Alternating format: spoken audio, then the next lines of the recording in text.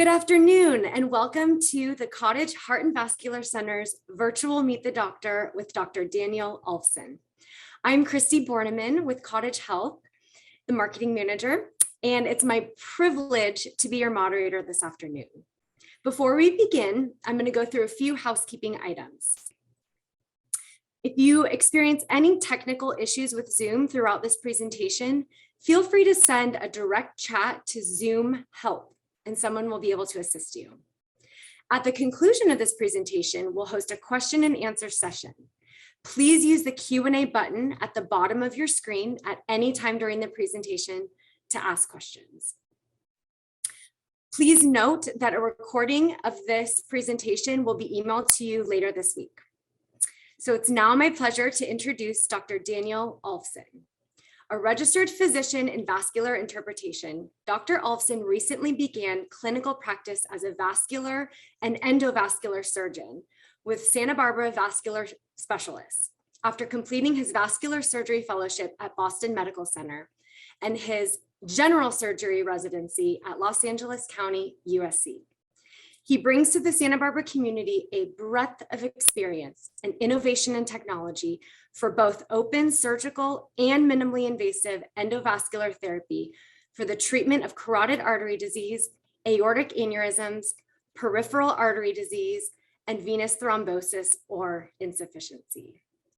Please join me in welcoming Dr. Daniel Alfson. Thank you, Christy, for that very warm welcome and introduction. And thank you all for joining us. We're all happy that you're here. So we'll just get right to it. I have no disclosures. Today, we're going to be talking about carotid artery disease. And I hope to make today's session feel less like a boring medical school lesson or lecture and more like a virtual clinic visit with me. So my agenda for today's talk includes, I'm going to answer a few questions that you might have. First off, what exactly is carotid artery disease? I'll briefly go over the anatomy of the carotid artery as well as the brain and other potentially relevant medical terms that will be relevant to the talk. We'll talk about why you should care about carotid artery disease. I'll talk about the epidemiology or how many people are affected by it and what potentially devastating problems it might lead to. We'll talk about what the risk factors are, and if you may have it, how are you diagnosed? We'll talk about whether or not treatment is indicated for carotid disease and when, as well as the rationale behind treatment. And we'll talk about what treatment options are available. And this includes anything from medical therapy, lifestyle modification, and also surgical and minimally invasive endovascular therapy. So let's get started with a quick lesson in anatomy.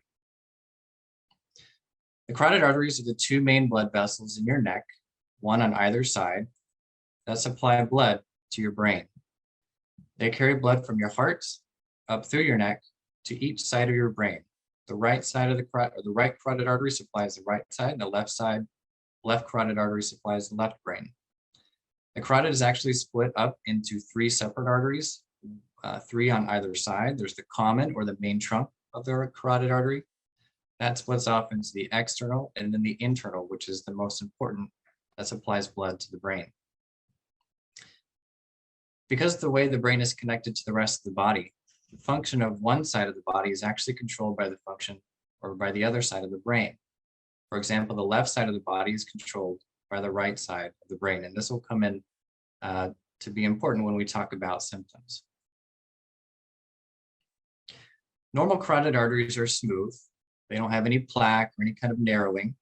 It allows blood to flow very easily up through the neck and into the brain to supply oxygen, glucose, and nutrients to the brain that it needs to stay alive. Over time and with increasing age in people with certain risk factors, you can develop plaque in the artery. And this process is called atherosclerosis. This leads to hardening or plaque buildup in the artery that could lead to blockages. This is called atherosclerosis, but is actually derived from the Greek term meaning hardening of the arteries. So when this atherosclerosis builds up enough in the carotid arteries, to the effect that it causes narrowing or blockages, it could provide a risk of plaque traveling from these blockages into the brain and cause a stroke. A stroke is essentially damage to the brain that's most commonly due to a lack of blood flow, and it can either lead to temporary or permanent neurologic deficits. And this damage or stroke, more often than not, is caused by a lack of blood flow, commonly seen in carotid artery disease. And you may have all heard the term mini stroke, but in medical lingo, this is called a transient ischemic attack, or a TIA. As the name suggests, this is essentially a temporary stroke that resolves within about 24 hours, but more so on the order of minutes to hours. And very similar to strokes, these TIAs occur in the setting of plaque in the carotid artery that go to the brain and cause temporary ischemia or temporary lack of blood flow and the symptoms that go along with that.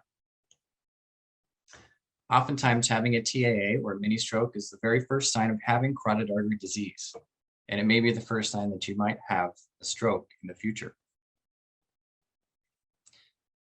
So now let's just go over some quick facts and statistics about strokes, just so you get some perspective about the importance of carotid artery disease and what potentially devastating problems it could lead to. These numbers that I'm going to go over are straight from the CDC website, so they actually reflect numbers from the United States. Stroke is the third leading cause of death in the United States. Stroke is the leading cause of serious long-term disability in older adults. Stroke causes about 1 in every 6 deaths from cardiovascular disease, and almost 800,000 people have a stroke every year. This equates to an estimated every 40 seconds someone has a stroke, and every 4 minutes someone dies of a stroke. So strokes can be fatal and they can be deadly. The large majority of strokes, like I mentioned before, are actually caused by a lack of blood flow. These are called ischemic strokes. And along the same lines, because of the way carotid artery disease affects blood flow to the brain, about 30% of strokes are due to carotid artery disease. So it's not a small number. So these are all very eye-opening numbers, of course, but there is a silver lining and some good news. And that is that up to about 80% of strokes can potentially be prevented. And this reassuring fact underscores pretty much the remainder of my talk. And it also serves as the basis for why physicians and surgeons emphasize the importance of risk factor modification with medications and some lifestyle modifications, diagnostic screening to identify people who might have carotid disease, and also surgeries that are performed to significantly reduce the risk of potentially having a stroke in the future. So then what are the symptoms of carotid disease? Well, obviously having a stroke is a symptom, but that's kind of what we're trying to prevent. So perhaps a more useful question is, are there symptoms of carotid disease that occur before the onset of a major stroke? And so you might recall this slide when I told you about TIAs. Having a TIA is your body's alarm system that's warning you of the possibility that you might have a stroke in the near future.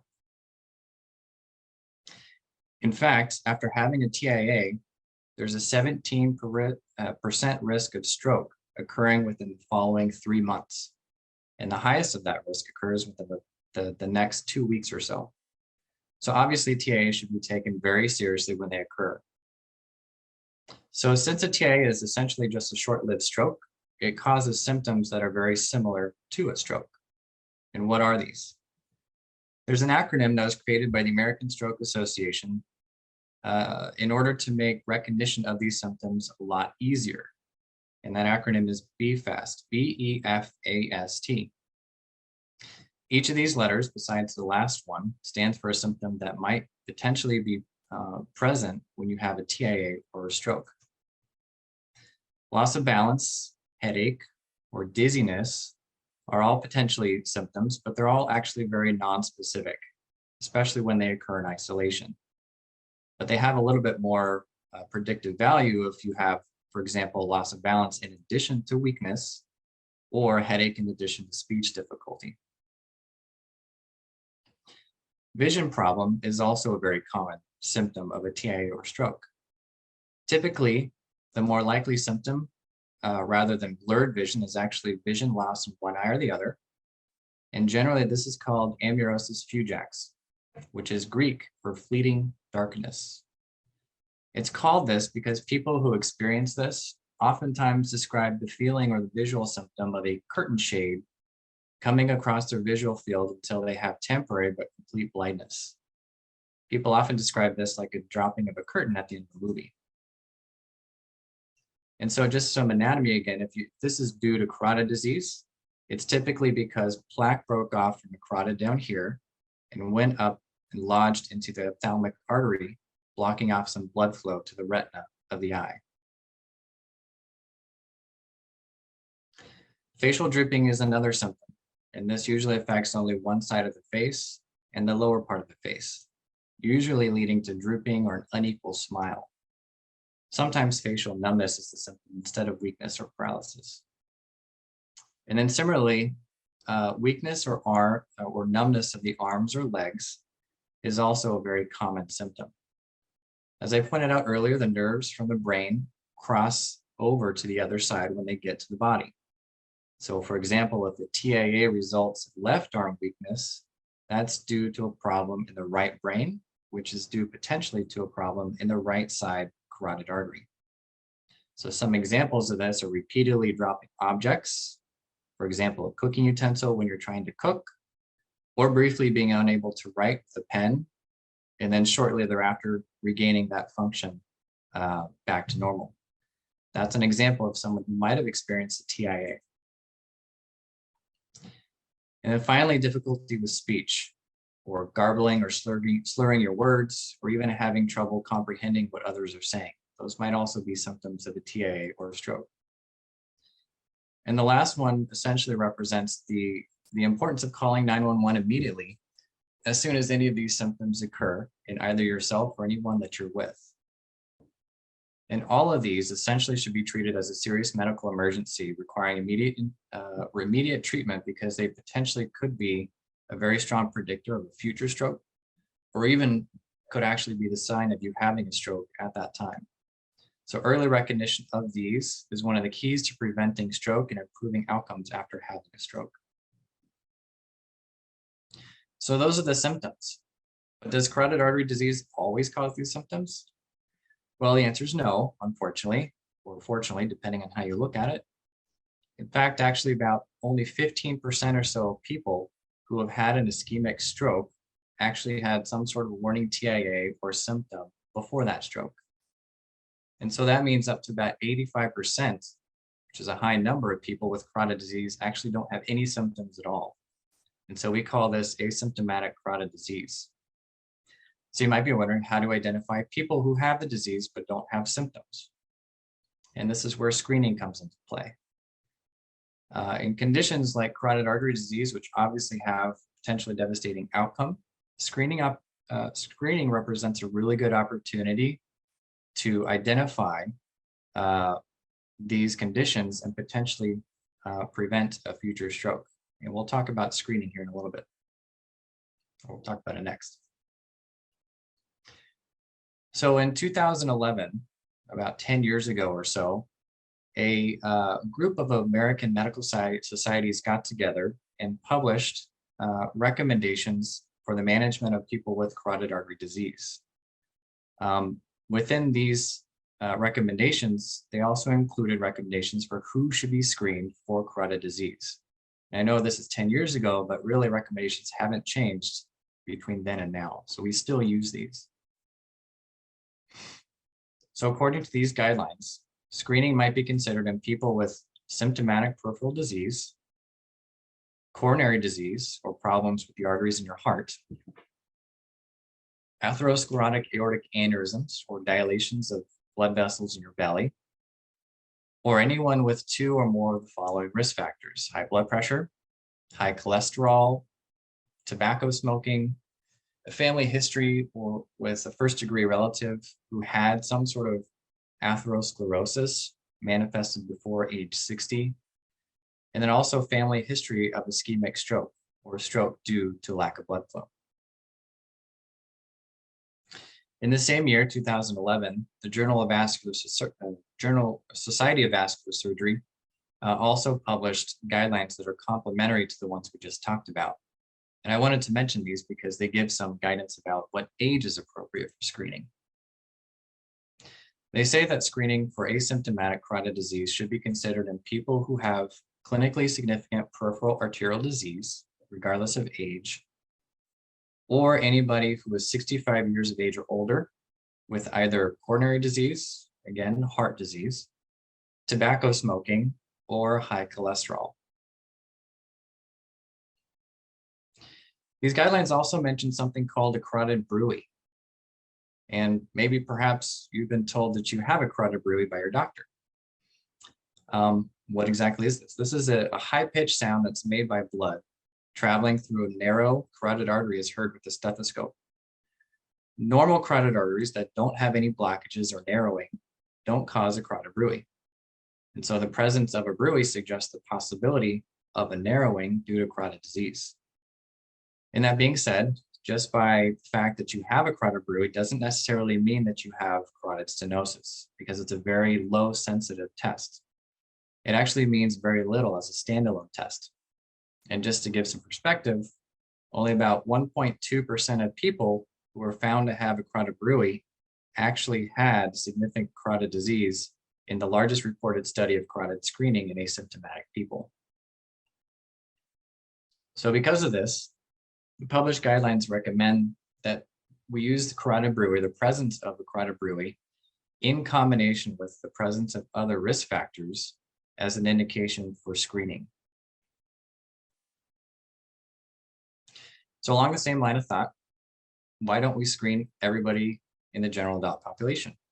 Well, actually, this is not recommended according to the US Preventative Services Task Force. And this is because carotid artery disease is actually relatively rare in the population at large, and most people actually don't have risk factors. So, and with a prevalence of less than 5%, which is about the number where carotid artery disease falls, depending on age, screening actually hasn't been shown to be effective at reducing the risk of stroke in a cost-effective manner, and it actually might be harmful for various reasons. So if you need screening, how is this done? The joint guidelines also agree that the first line test for screening for carotid artery disease is a carotid ultrasound. This is also called a carotid duplex or carotid Doppler. This is a non-invasive, quick and painless test that can be done in the office or in the hospital. It uses high frequency sound waves. And again, you can't hear these sound waves. They're used by the machine. It uses these sound waves to visualize the inside of the neck and the inside of the arteries. Using carotid ultrasound, you can see the blood flow within the arteries.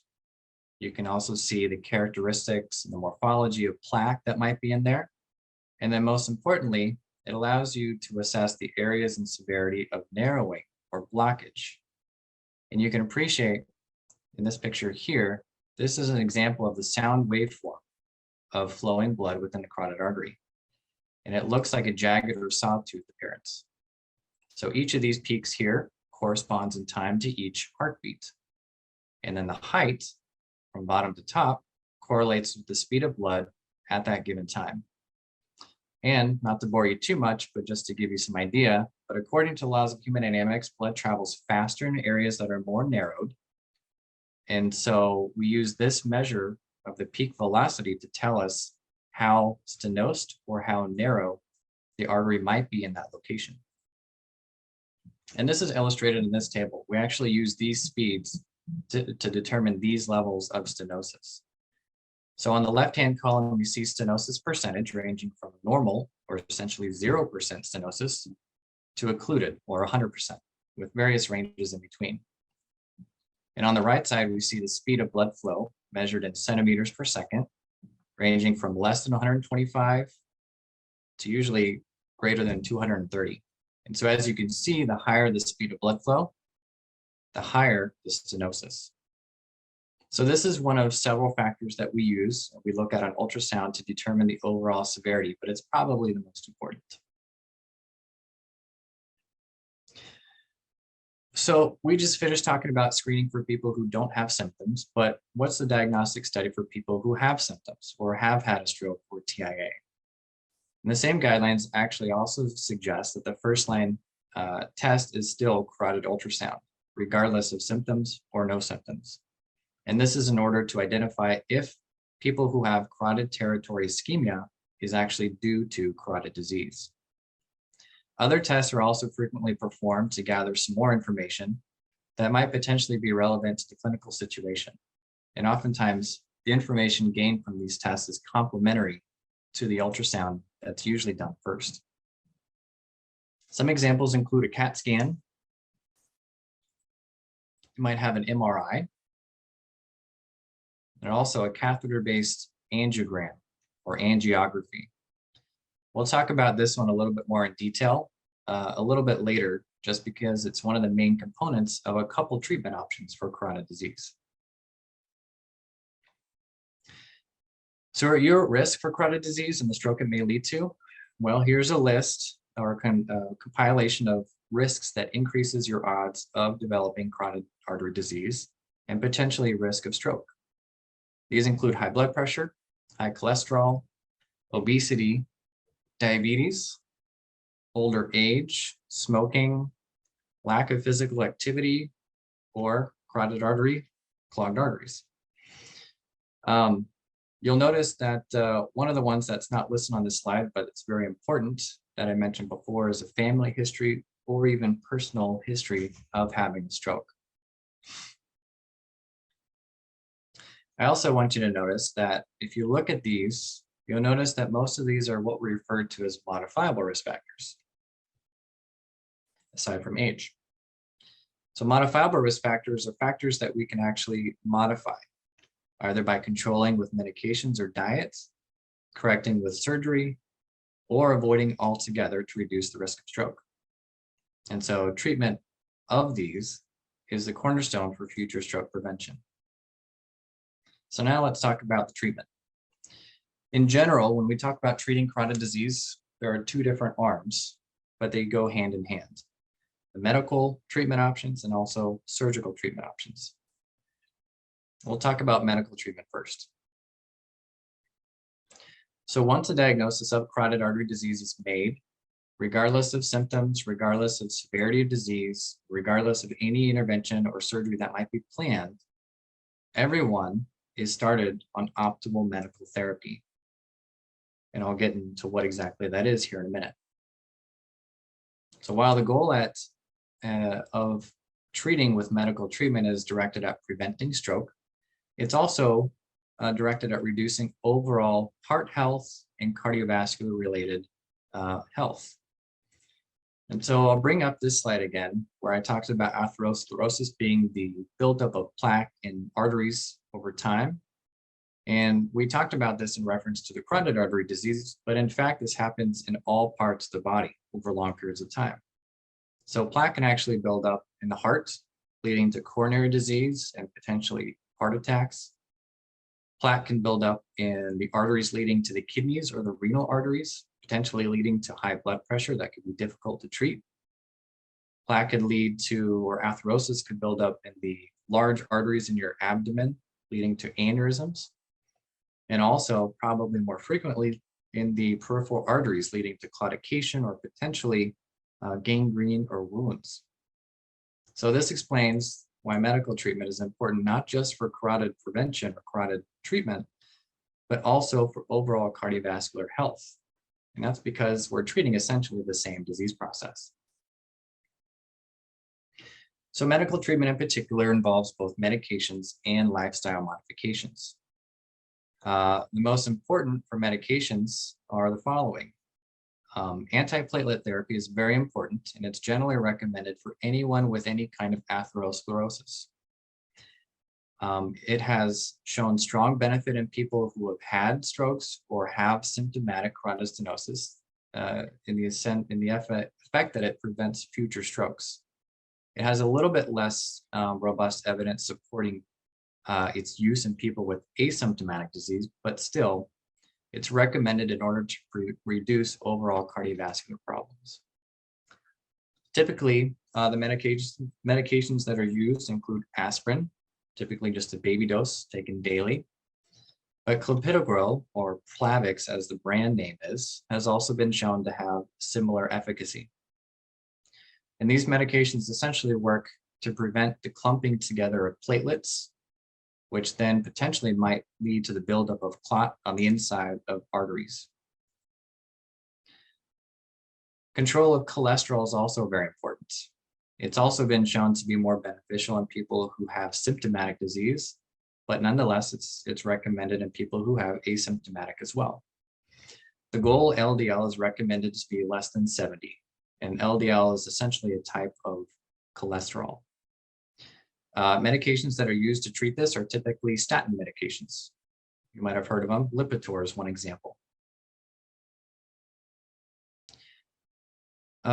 Elevated blood pressure is also a very strong risk factor for stroke and carotid disease. And so it's very important in order to manage this, or in order to reduce the rate of stroke and carotid disease. The recommended goal blood pressure is less than 140/90. And this can typically be accomplished with both medications and lifestyle modifications. And then finally, control of diabetes with a target A1C of less than 7% is also recommended. In terms of lifestyle modification, smoking cessation is probably the most important. Smoking causes a lot of problems in all arteries of the body, but in particular, it actually doubles the risk of stroke. So, and in addition to that, it acts synergistically with the rest of these other risk factors in order to increase the risk of stroke. So in talking about carotid artery disease and smoking cessation, complete abstinence is a must. Diet's also very important, either with a heart-healthy diet or a Mediterranean diet, as you might have been told before. And then finally, physical activity with exercise on a daily basis, typically about half an hour to 45 minutes a day for 3 to 4 days per week. So that does it with the medical treatment. Again, everybody who's diagnosed with carotid artery disease should be treated medically with all of those things I just discussed. So now let's talk about what potential surgical treatments are available. So each of these 3 surgical procedures, ones that I'll go over in a minute, is unique in the way we perform them. Carotid endarterectomy, it's the gold standard, traditional, tried and true open operation that most vascular surgeons do a lot of. Transfemoral carotid artery stenting is a little bit newer, it's minimally invasive, and it uses an endovascular approach in order to place a stent in the carotid artery. And the newest of these all, TCAR, or transcarotid artery revascularization, utilizes a combination of both open surgery and endovascular techniques to also place a carotid stent. We refer to TCAR as hybrid because of this. And so I'll describe each of these individually, as well as going over their pros and cons here in a little bit. But first, I want to go over some of the general rationale behind why we recommend surgery and the actual indications for which people should undergo surgery. So why surgery? Why not just medications and lifestyle modifications for everybody? Well, as we learned so far, carotid artery disease is a risk factor for having a stroke. We learned that it causes up to 30% of them. And so like those other risk factors that are modifiable, like high blood pressure, sedentary lifestyle, smoking, those are modifiable with medications and lifestyle changes. Carotid artery disease is also modifiable, so to speak, with surgical intervention. And so the purpose of surgery as a modifiable risk factor is essentially, again, to prevent a future stroke. The long-term benefit of surgery over just medical therapy alone really depends, most importantly, on the presence or absence of symptoms and also the severity of the carotid disease.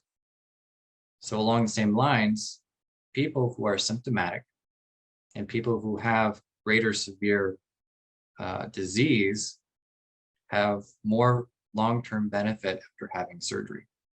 And so we'll see how this influences the indications here in a little bit. So to give you some perspective about why surgery might be beneficial, we'll talk about a study that was done was that about 30 years ago, 1991, published in the New England Journal of Medicine. The study was called NACIT, and it's one of the landmark trials that was performed to evaluate carotid artery treatment. NACIT stands for North American Symptomatic Carotid Endarterectomy Trial.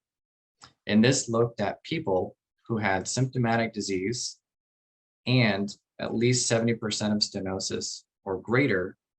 And it also evaluated as primary outcome the risk of stroke over 2 years in the medical treatment group compared to the surgical group.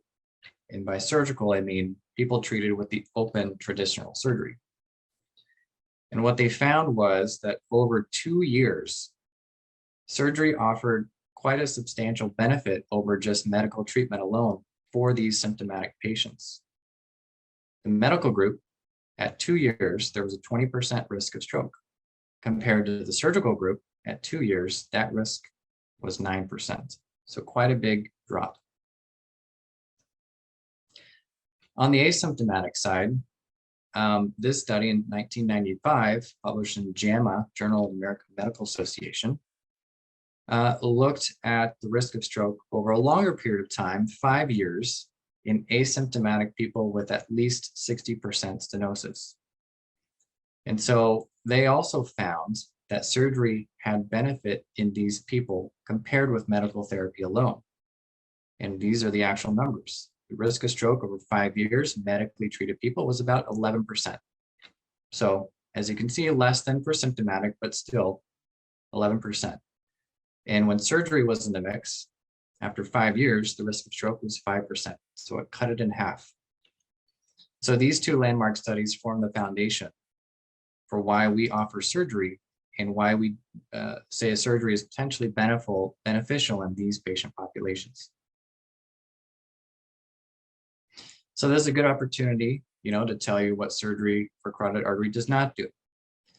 You may be thinking, well, if we do surgery to prevent stroke, can't it also reverse a stroke or the effects of a stroke?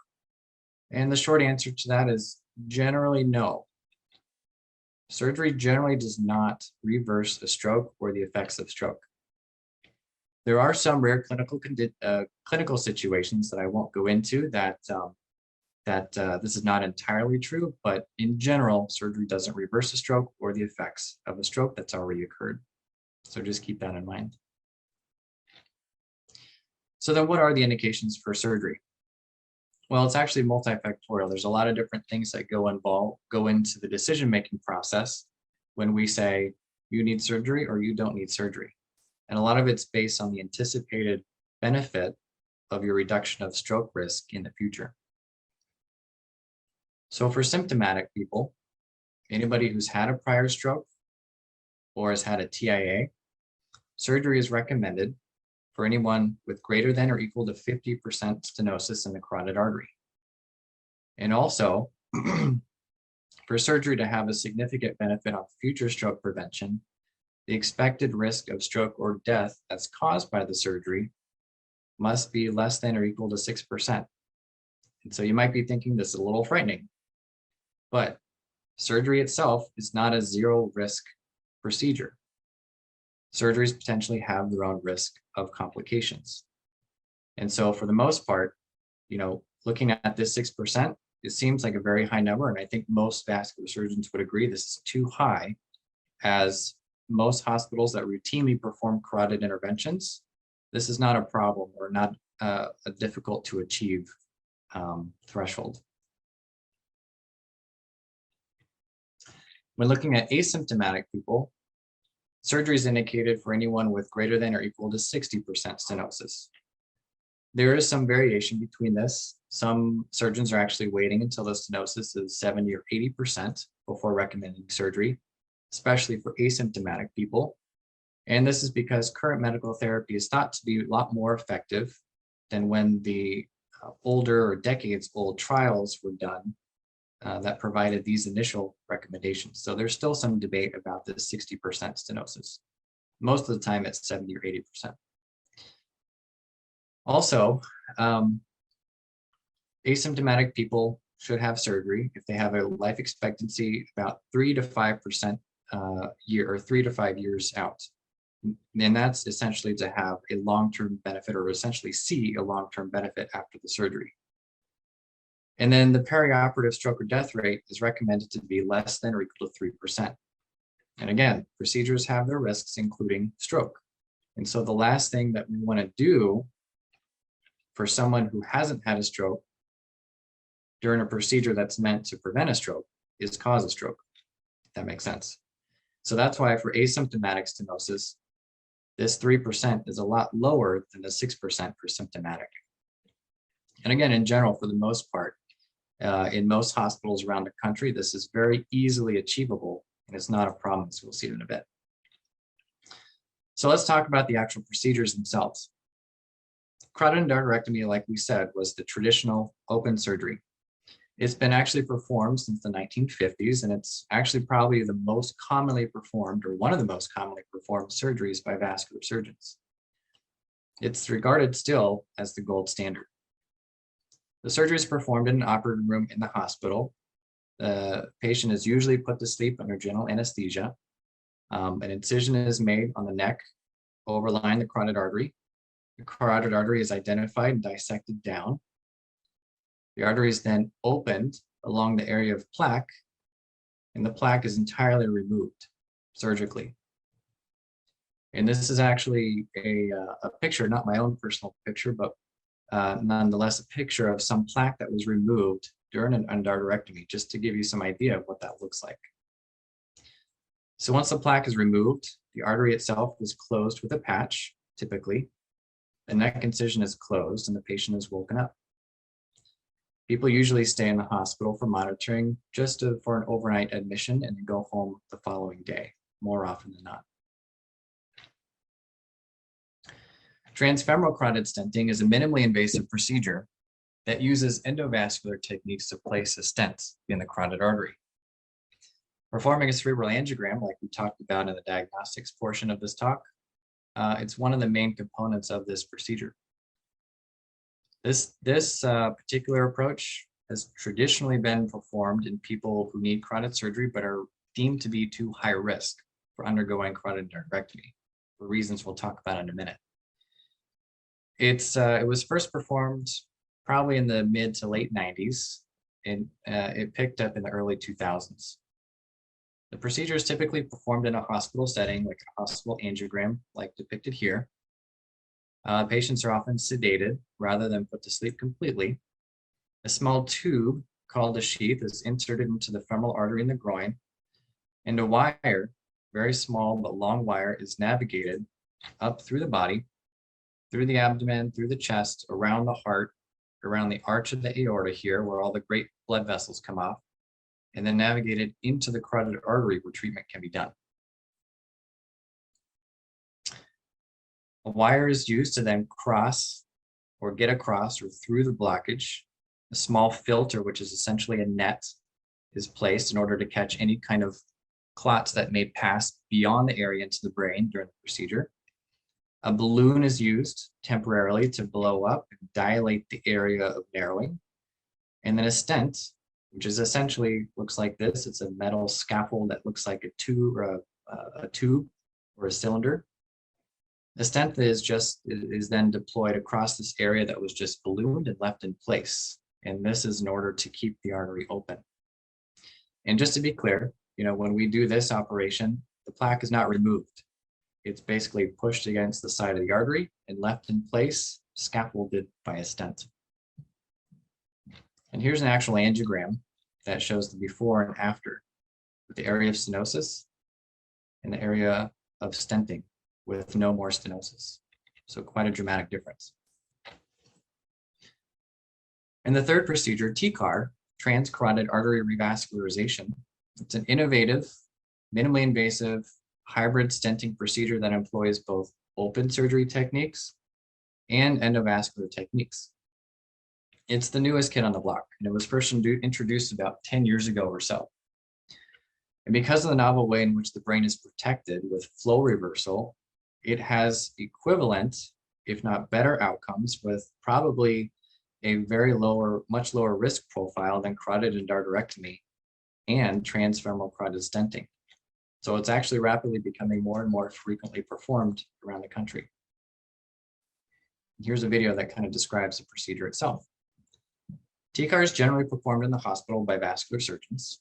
Patients are usually put to sleep under general anesthesia, but it can be done with sedation and local anesthesia.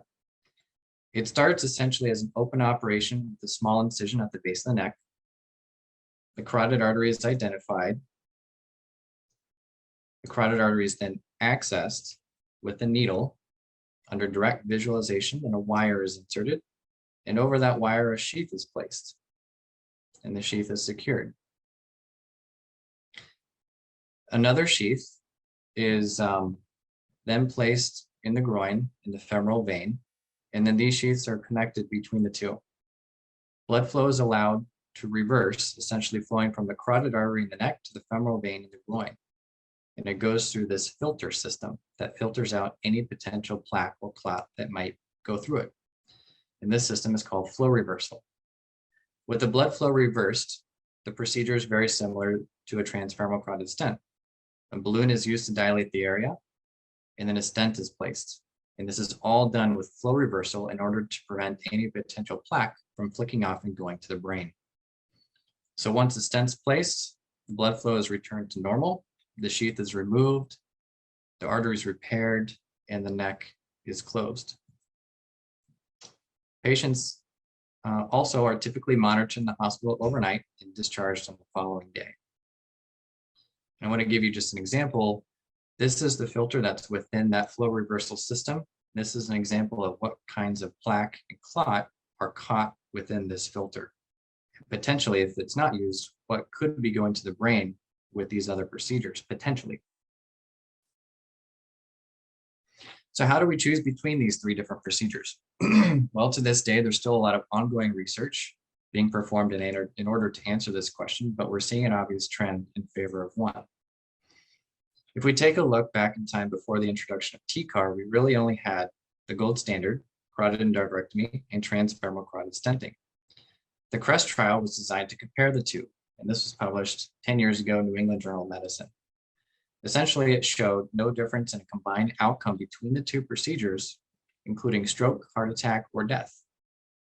But when looking at these individual outcomes separately, carotid artery in general led to a greater risk of heart attack, whereas carotid artery stenting led to a greater risk of stroke. And so because of these results, carotid endarterectomy was the most frequently performed procedure for stroke prevention, unless the risk of stroke, either due to potential heart attack or what have you, was too high. And in those less frequent cases, transfemoral carotid stenting would be performed. And so this left something to be desired. So TCAR comes along, and this was introduced to mitigate these problems by combining both advantages from both worlds: surgical principles of neuroprotection and endovascular technology. And these are essentially the benefits of TCAR over the others.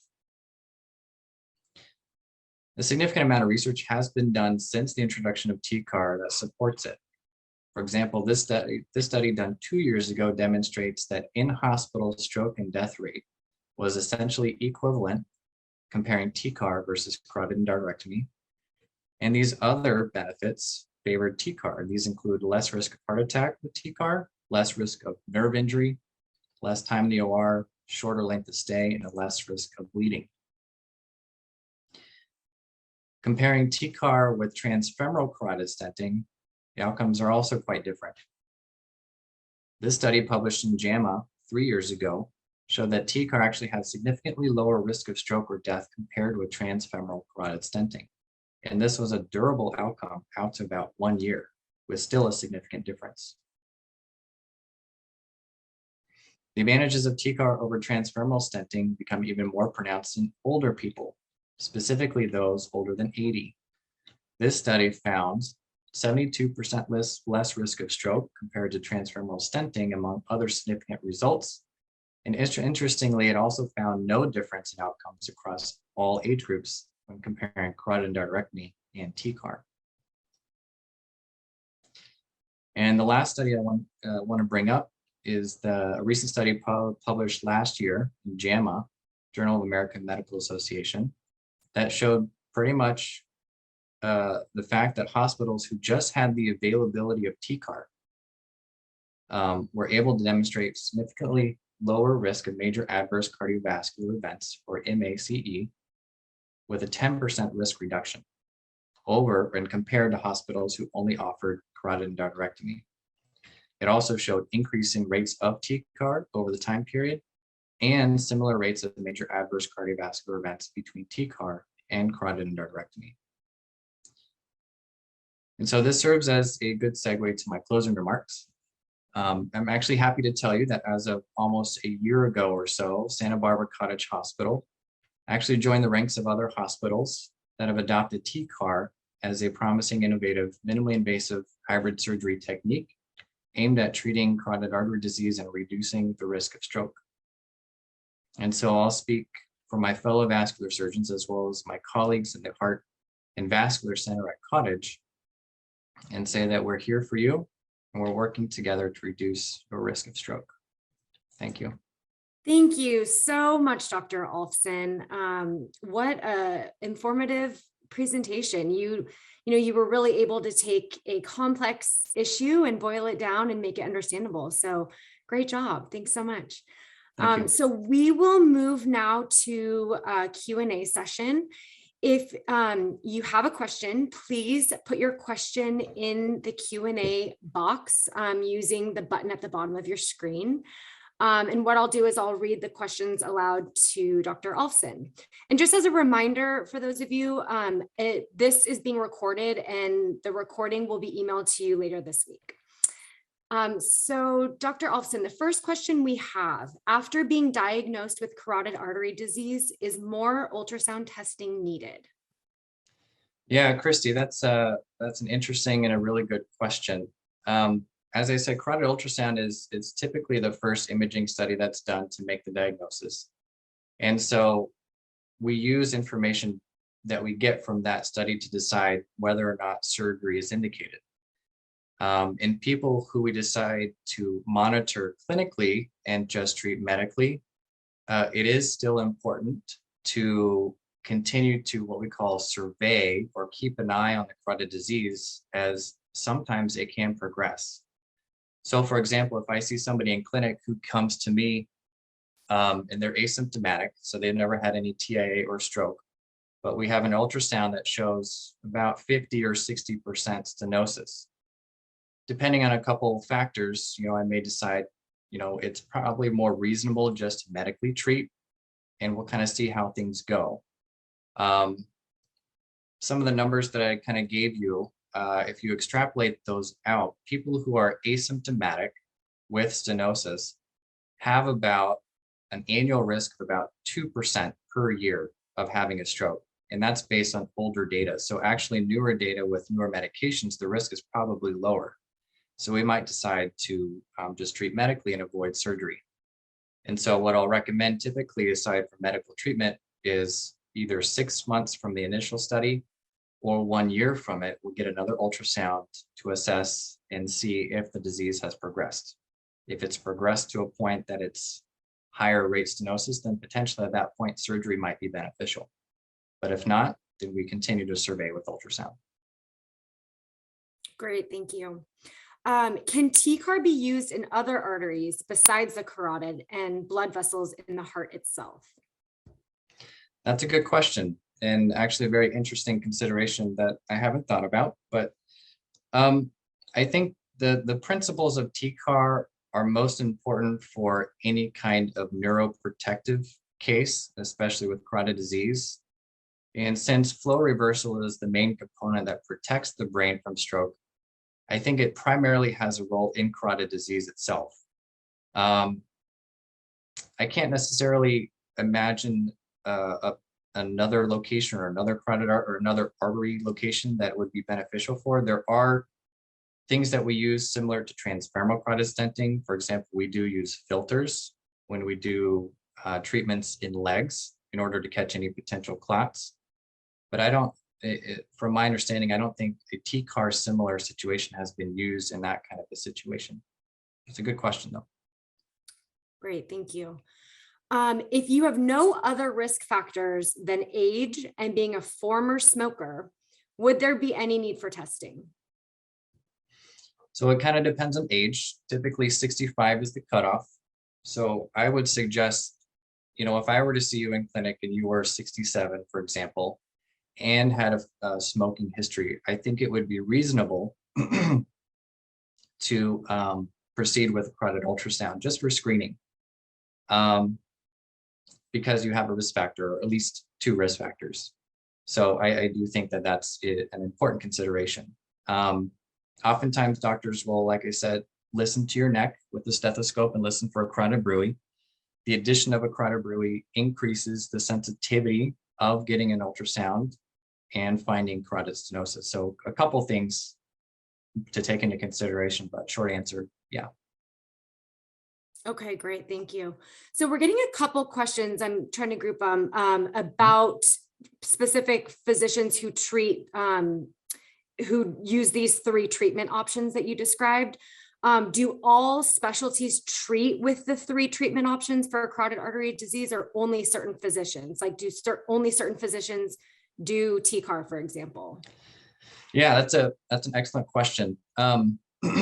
So I would say in talking about carotid endarterectomy, the traditional gold standard open operation, nowadays, the vast majority of those are performed by vascular surgeons like myself and my partners.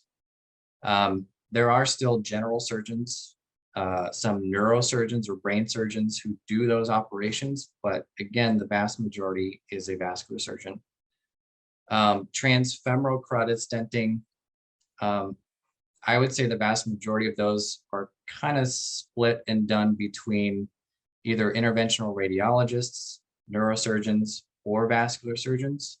But again, the frequency with which people are using transfemoral carotid stenting is actually decreasing. And so it's a little bit more widespread between specialties.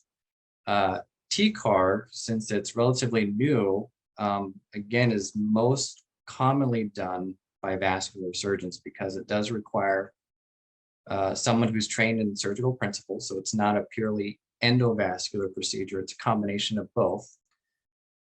So vascular surgeons perform the vast majority, but there are also some general surgeons and neurosurgeons, and even some cardiac surgeons doing TCAR. And I'm sure we'll kind of see those numbers change a little bit or even out somewhat with the ongoing research that we have going on with TCAR, but usually vascular. Good to know. Thanks. Do you use a stress test for evaluation of carotid artery disease? Typically, a stress test is in reference to evaluating your heart health. And so directly using a stress test, no. But I would suggest that if you have a stress test that suggests some sort of coronary disease or risk of heart attack, that would fall under one of the risk factors for carotid artery disease. So that's something to keep in mind. Great, thank you. Let's see here. A couple questions about specific symptoms.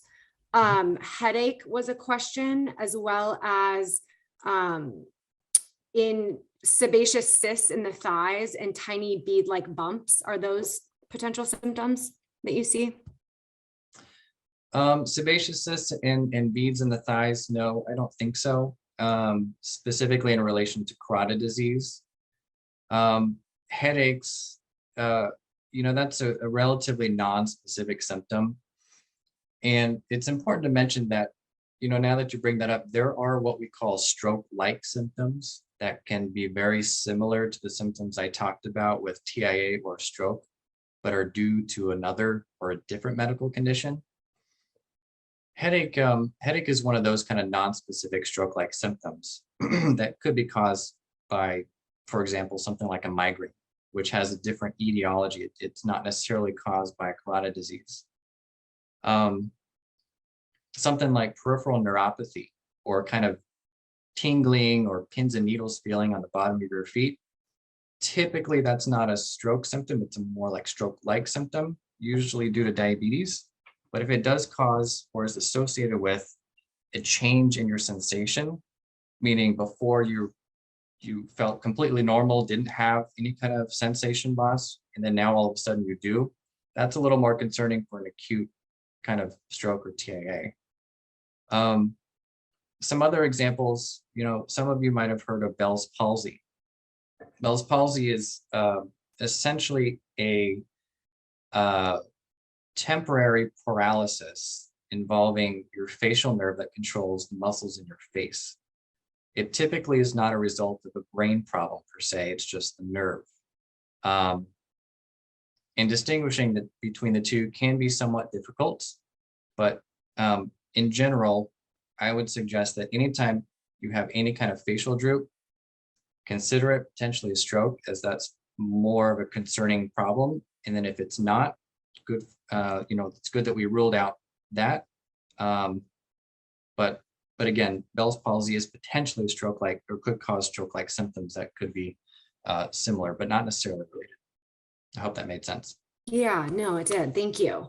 We have a couple questions on plaque buildup and as it relates to blood pressure meds, and then also if there's any treatment for hardening of arteries. Yeah, so plaque buildup and hardening of arteries is atherosclerosis by definition. So it's the deposition of plaque or fat and cholesterol within the arteries themselves. And so the modes of treating atherosclerosis and the plaque buildup is aimed at lowering your cholesterol in order to lower the fat that potentially could be deposited there. It's aimed at lowering your blood pressure because higher blood pressure causes direct trauma to the artery, which when it heals, it can cause scar tissue and hardening. And so really it's aside from surgically removing or treating the plaque and atherosclerosis, it's medical therapy aimed at decreasing the prevention or primary prevention of it. Great. Lots of great questions coming in, and I know we're running short on time here. So I think we'll go with one last question. And I do want to say for those of you, thank you for all the questions that did come in. We will provide contact information at the end of this if your questions went unanswered. And again, we'll be sending out the recording of this video. So for a final question, Dr. Alfson, besides medical treatments, are there lifestyle changes that can change the amount of clogging in our veins or prevent future damage? Besides lifestyle changes is what you said? I think it's really, if you're smoking, stopping smoking is very important. So that's a really big, very important change or modification that you can do to decrease the risk of plaque buildup, both in the carotid arteries and in the heart arteries, in the legs and elsewhere. Diet changes, daily exercise, things like those are really the important ones. And they probably make the most difference. I'd say of the three, smoking is probably the most important. And so, anytime if you were to go to a vascular surgeon and you're smoking, you're going to get a long talk about stopping that because it really has a profound effect on your overall cardiovascular health. And it's very important to stop. Excellent. Thank you so much again. We're just so appreciative for your expertise and knowledge. Dr. Alfson is located in the Santa Barbara Vascular Specialist Office on De La Vina Street. Again, if you have further questions or would like more information, here's his contact information. And a brief survey will appear after this webinar closes, and we'd love to hear all of your thoughts. So thanks again for joining us, and have a happy and healthy rest of your day.